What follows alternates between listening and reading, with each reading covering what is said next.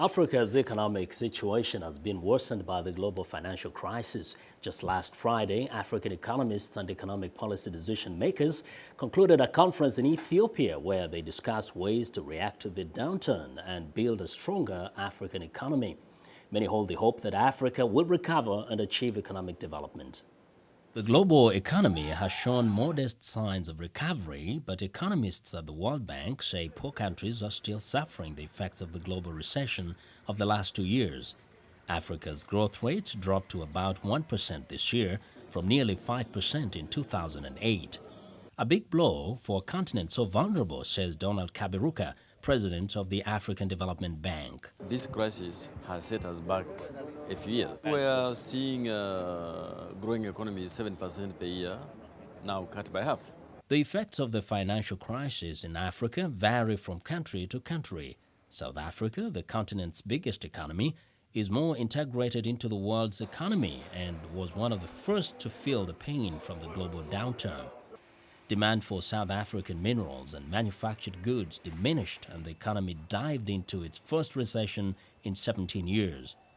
Lesetja Kanyago is South Africa's Treasury Director General. As a country, we had taken decisions earlier that cushioned the South African economy against the global economic slowdown.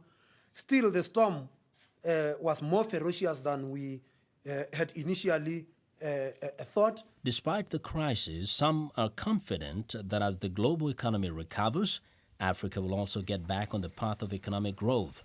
World Bank President Robert Zolik, who on a recent visit to Africa, said he is still convinced this century belongs to Africa's development. So whether it be linked to energy or transportation or movement of people, that's where the future opportunity lies. Mr. Zolik says to bolster regional integration as well as investment in energy, infrastructure and agriculture, Africa needs more resources. Mr. Kaberuka of the Africa Development Bank notes that African leaders need to take immediate steps to make the continent more attractive to foreign investment. Investments will happen if we have a business environment which is improving. Now, that requires that we invest in infrastructure to provide more energy and roads, but it also means that we have to lower the cost and risk of doing business so that investment flows comes into the continent. Critics say Africa cannot just wait for outside help in order to put together all the elements that will spur economic development. Some African officials agree. Lapo Welile is South Africa's ambassador to Washington. As Africans, we have to come to the conclusion that some of these things we have to do them on our own. Ambassador Welile says with the necessary infrastructure, Africans can achieve a lot just by trading among themselves. Africa is in itself a very big market, but we're all clamoring to get our goods into the small markets, in a sense, all of them in Europe and here in America compared to the African market. There have been efforts to integrate Africa's regional economic blocs in order to achieve common development objectives, but so far the continent remains balkanized. We are a continent of 1 billion people, and our potential is much diminished the less integrated we are.